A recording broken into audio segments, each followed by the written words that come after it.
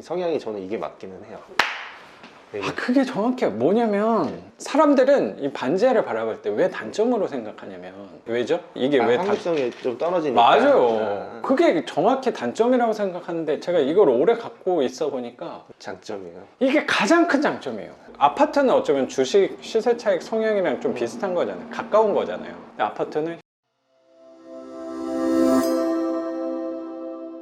경험이 많으시긴 한데 분명히 선생님도 좀 공감이 되시지 않을까 생각이 좀 드는 것 같아요. 공감 너무 잘 되죠. 그런 얘기도. 그런 생각이 드신다면 여기도 월세로 저는 이번에 한번 해보셨으면 좋겠다는 욕심이 좀 있어요. 아까 말씀하셨던 여기 어째 대출을 못 받았으니까 보증금 비율을 높여서 뭐 2, 30만 원이라도 월세를 책정을 하면 지금까지 월세를 받아보신 경험은 혹시 없는 것 같아요. 사업에서 내가 시스템을 만들어놔서 한 거랑은 조금 다를 수도 있다고 생각해요. 분명히 조금 더 편할 거예요. 이 집은 좀 오래돼서 민원이 약간 있을 것 같긴 한데 사업하신 거랑 이 부동산 임대소득이랑은 분명히 좀 차별성이 있을 거라고 생각해요. 금액에서는 분명히 사업이 좀 나을 수도 있겠죠.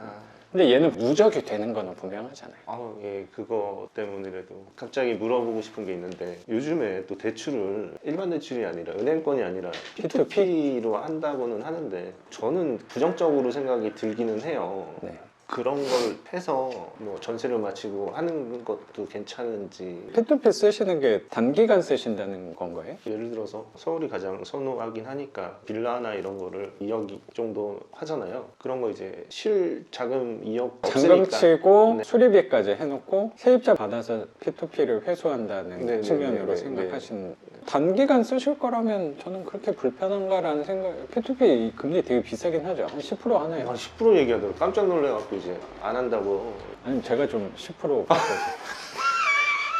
농담이에요. 아니 근데 모르겠어요. 시세 차익 쪽으로 생각하는 투자는 맞잖아요. 저도 좀 욕심이 있나 봐요. 그래서 개수를 늘리고 싶은 생각이 좀 많이 있는 것 같아요. 하나보다는 빨리 이 전세로 해놓고 2개 만들어 놓고 3개 만들어 놓고 그 다음에 이제 여유가 있을 때 그 돈 근데 상환하면서 예. 개수에 대한 욕심도 저도 이해 분명히 돼요. 공감이 되고. 근데 저 자신한테도 그렇고 투자를 내가 왜 하는 건가를 항상 생각하려고 노력을 하는 것 같아요. 선생님 왜 하는 거예요? 재산 축적이에요?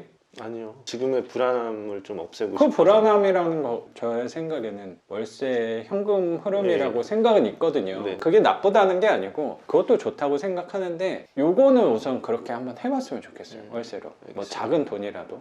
해보고 나서 받아보면 제가 말씀드리는 것보다 선생님이 경험하시면 느끼는 바가 분명히 있을 것 같아요. 알겠습니다. 그러면 방향이 이걸로 한 100만 원만 만들어 보자 라는 방향이 설지 아니면 이게 별로 돈도 안 되네 재미도 없네 하면은 또 그쪽으로 저는 이쪽 방향을 좋아하긴 하는데 시세 차익이 잘 맞는 분도 분명히 계시니까 근데 제 생각에 선생님 주식의 성과를 봤을 때 굳이 나 시세 차익이 약간 불편하지 않을까. 그게 아파트랑 또 빌라 지상층이랑 약간 다른 경향은 분명히 있을 거니까. 이 또 주식이 안 좋은 게 주식은 제가 지금 핸드폰 꺼내서 매도 누르면 팔리잖아요. 그렇죠. 근데 이거는 성향이 저는 이게 맞기는 해요.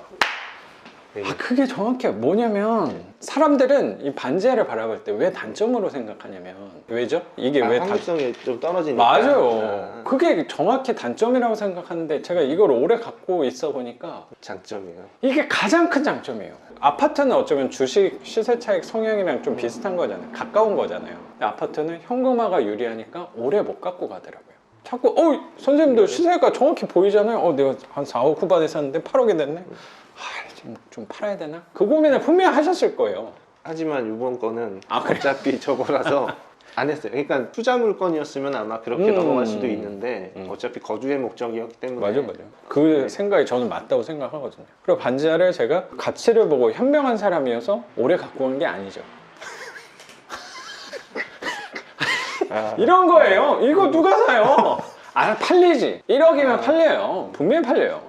근데 1억이면 뭐 한 2, 3천에 세금 떼면 뭐 한 1,000만 원 갖고 갖고 안 하고 말지 라는 생각이었던 것 같아요. 그러다 보니까 자연스럽게 오래 갖고 가다 보니까 좋은 일이 생기는 거죠. 그렇죠.